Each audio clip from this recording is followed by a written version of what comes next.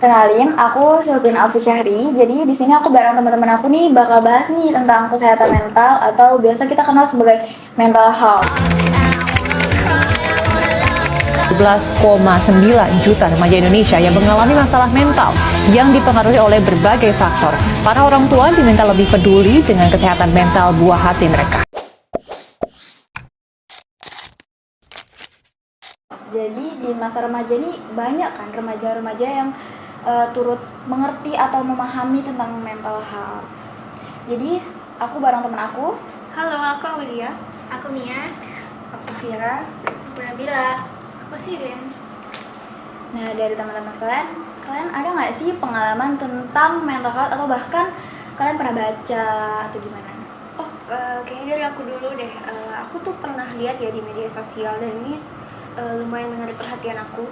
Jadi ada salah satu mahasiswi di salah satu universitas terkenal di Yogyakarta. Jadi mahasiswi ini tuh terjerat kasus bunuh diri. Dia diketemukan sudah tewas di kamar kosnya dan katanya sih diakibatin sama beberapa hal. Yang pertama karena adanya tekanan akademik dari kampusnya, yang kedua karena kurangnya dukungan emosional dari keluarganya bahkan teman-temannya.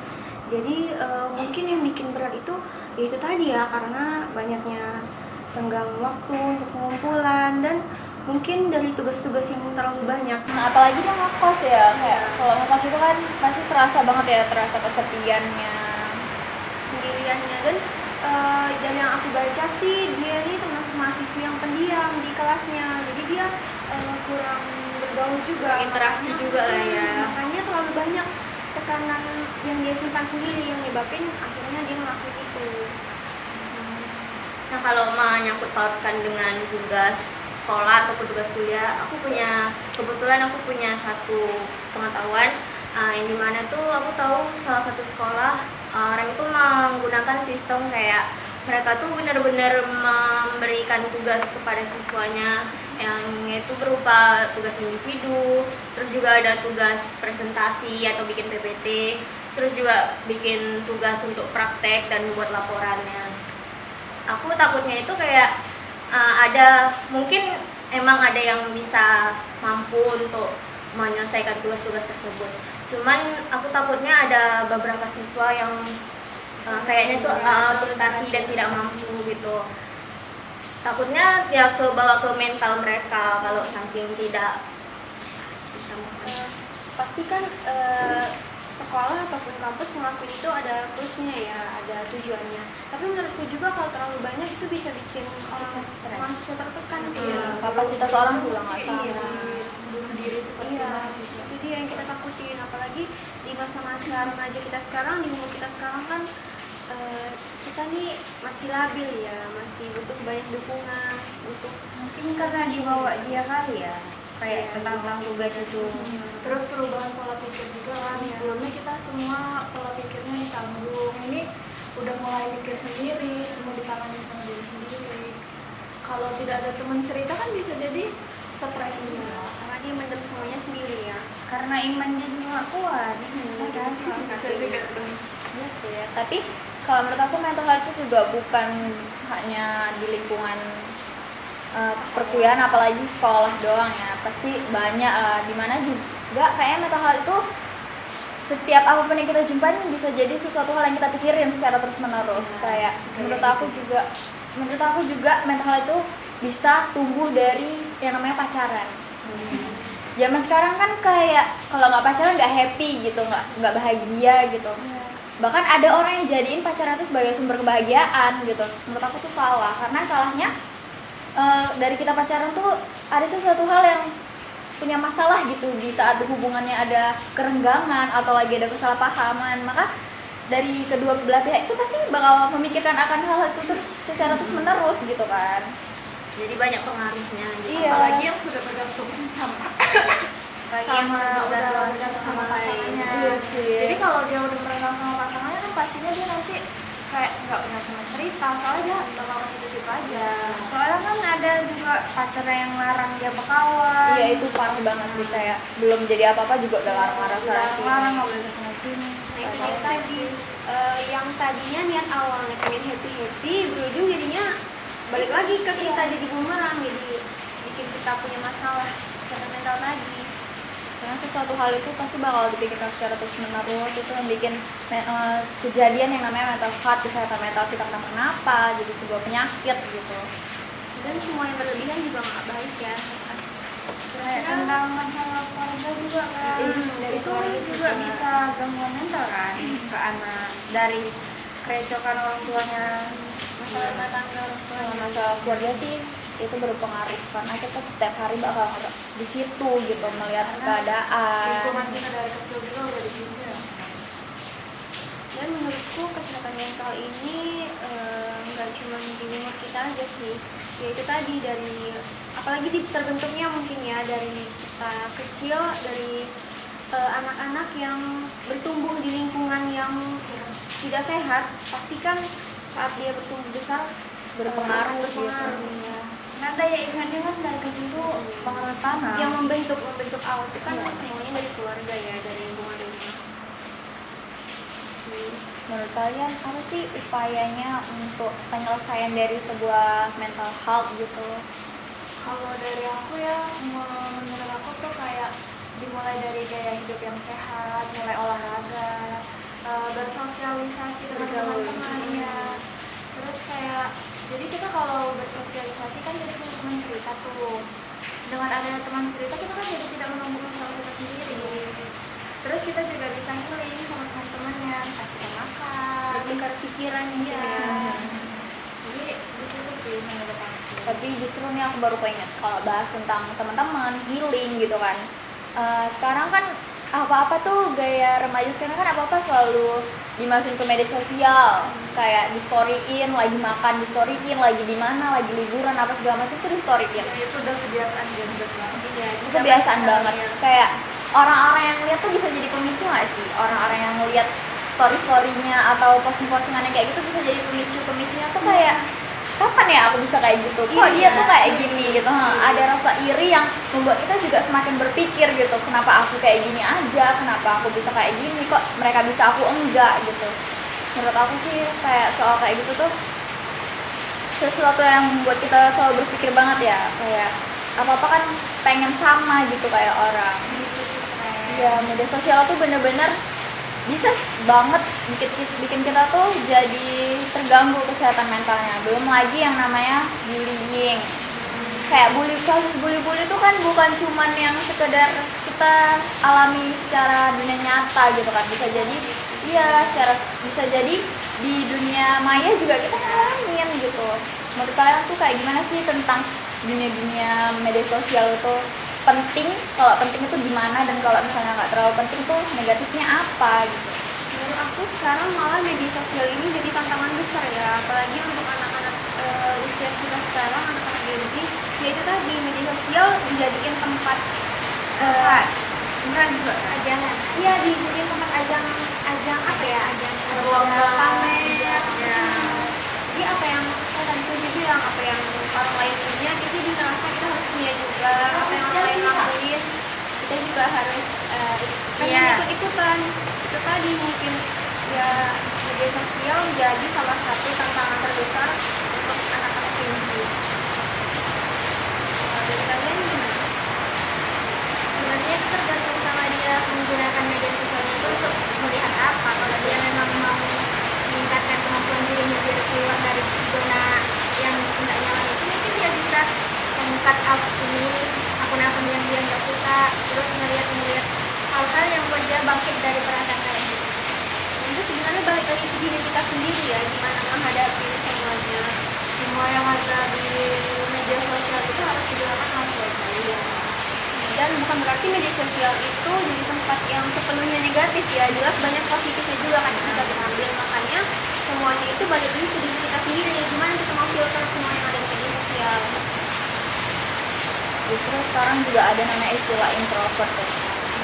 Sebenarnya teman cerita itu penting banget sih menurut aku, karena segala apapun yang kita rasain nggak perlu tapi nggak mungkin kita bisa tahan sendirian gitu. Tapi seharusnya kita bisa punya orang yang bisa dengerin kita. Justru untuk orang-orang yang terlalu membangga-banggakan aku introvert dan nggak mau berkembang itu menurut aku salah banget sih. Karena pemicu awalnya tuh dari kita yang selalu ingin sendiri. Sebenarnya ada masanya dan perlu kita untuk sendirian, tapi nggak untuk jangka waktu yang panjang atau bahkan setiap hari dan melumrahkan akan hal itu ya. Karena kita juga perlu bersosialisasi kan. Dengan bersosialisasi kan mengurangi stres juga.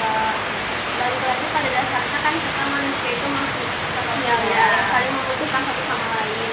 Gak mungkin ada orang yang bisa hidup sendiri karena ya kita saling membutuhkan.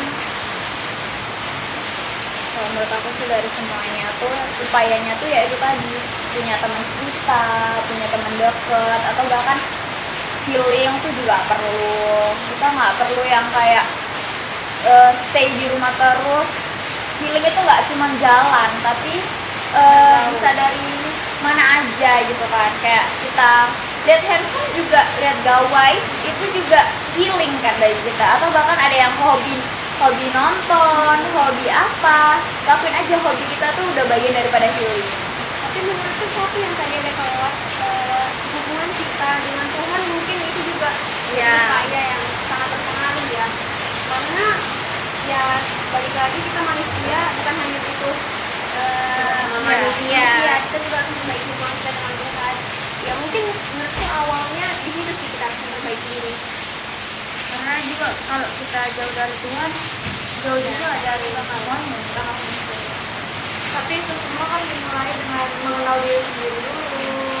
Kayak walaupun apa kurangnya kita, kayak kurang di agama tadi, dengan hubungan kita dengan Tuhan, atau kita kurang bersosialisasi, ya kita coba kenalin diri kita sendiri dulu, gimana kita stresnya di bagian mana nih, dan cara penanganannya gimana yang tepat. Hubungan dengan keluarga juga ya, karena kan semua dimulai dari lingkungan rumah. Nah, kalau emang pada dasarnya orang itu tidak terlalu pandai bersosialisasi, tapi mungkin mereka bisa melakukannya dengan sendiri, kayak mereka mencari apa yang bikin mereka bahagia sendiri. Entah bisa itu melakukan me time kalau biasanya orang bilang, kayak kalau emang mau healing itu ya udah healing sendiri juga boleh, asalkan yaitu bermanfaat untuk diri dia sendiri, nggak yang bikin untuk menjadi lebih buruk gitu. Aku ada lagi satu lagi, kayaknya upayanya tuh terus berpikir positif dan menjauhi negatif thinking tadi ya, karena itu jadi pemicu awal nggak sih? Karena kita kalau mikir kita terlalu mikirin perasaan orang lain misalnya, jadi kita nggak mikirin perasaan kita gimana, kita terima-terima aja pas kita dibully, pas kita dicaci sama orang, itu juga perlu sih. Balik lagi ke perbaiki, mengenali diri dulu. Oke, kalau dari teman-teman semua, kira-kira ada nggak sih ngalami tahu gitu tentang kasus-kasus mental health di dalam negeri atau bahkan di luar negeri pun ada? Kalau dari aku ya, aku tuh pernah baca mental health di luar negeri itu lebih ekstrim dan kasus bunuh dirinya juga lebih banyak dari di Indonesia sendiri. Apalagi faktor dari hidup yang monoton gitu. Hari ini kita sekolah, kita pulang sekolah kita melakukan kegiatan yang sama, besoknya mengulang lagi.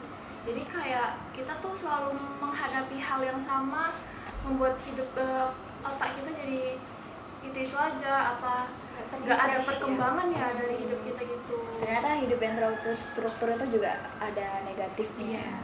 Semua hal yang kita lakukan pasti ada negatifnya, cuma ya itu tadi kita ambil bagian positif saja. Mungkin kalau dari luar negeri aku juga ada ya, dari ini kali, dari artis-artis Korea. Iya. Karena banyaknya tekanan tuntutan dari Agensinya. dari manajemen mereka, juga yang dari bertolak belakang sama keinginan fans-fansnya. Ya, Jadi penggemar fanatik mereka juga ya. Mereka kan mau terlihat lebih Sempurna. ya. Tapi kan balik lagi, idol-idol itu juga manusia ya yang punya keterbatasan. Kayak ada juga tuh salah satu idol dari salah satu agensi besar di Korea. Awalnya karena dia melakukan sebuah kesalahan yang dianggap normal di negaranya, tapi karena fans fanatik itu yang membuat dia stres dan berakhir dari jadi keluar dari grupnya. Kan itu merugikan idolnya kan. Sebagai fans kita juga harus bijak lah untuk menyikapinya. Bahkan paling parahnya itu ya tadi balik lagi bunuh diri Ya, kan. kalau bahas public figure tuh kayaknya mereka tuh hidupnya penuh dengan tuntutan. Bahasa kasarnya kayak hidup untuk membahagiakan orang lain gitu, karena Sampai lupa sama sebagai diri boneka sendiri. ya. apa yang mereka lakuin itu pasti selalu dinilai. Karena kayak sebagai fans atau bahkan kita yang nggak ngefans aja ngelihatnya mereka itu sebagai contoh gitu kan, kayak ngelakuin sedikit aja kesalahan itu bakal terumbar yang emang jadinya tuh sebuah permasalahan yang memicu mental health gitu. Dihujat. Iya, dihujat, belum lagi kayak hujatannya yang pedas, atau bahkan mereka pasti bakal ketemu sama yang namanya ancaman-ancaman gak sih? Karena kalau dibilang kan mereka juga bergantung ke kita, karena karirnya mereka tuh kita yang bisa melihat bagaimana perkembangannya, kita yang ngedukung mereka, perkembangannya mereka gitu. Padahal juga kan idol-idol ini menyembuhkan banyak orang yang kena gangguan kesehatan mental ya. Tapi ujungnya mereka juga bakalan kena karena fans fanatiknya ini nanti. Nah, menurut aku tuh kayak para idol itu memutuskan untuk keluar dari agensi mereka itu ya untuk merupakan keputusan terbaik mereka untuk menjaga kesehatan mental mereka juga. Ya daripada para idol yang kayak hanya memendamnya sendiri di mana di tempat tinggalnya gitu. Kayak tiba-tiba besok paginya itu udah ada kabar kalau idolnya ini depresi atau sudah meninggal di tempat tinggalnya gitu. Itu kan sedih banget ya. Itu karena faktor fans-fansnya itu ya. Iya. Oh, satu lagi mungkin karena dari kasus mental itu banyak nyebabin ini nggak sih, minuman obat keras itu Kayak dia narkotika. minum apa itu Karena sampai untuk sampai melebihi batas dia. menenangkan dirinya kan Kelebihan jadinya. dosis lah. Ya, Ya. Pokoknya mental health itu banyak sih bisa menyebabkan faktor-faktor buruk ya.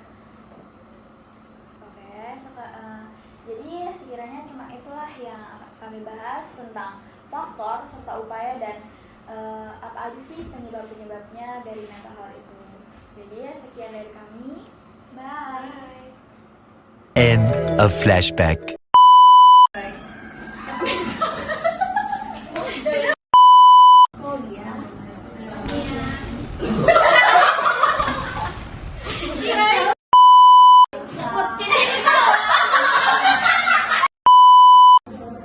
Jadi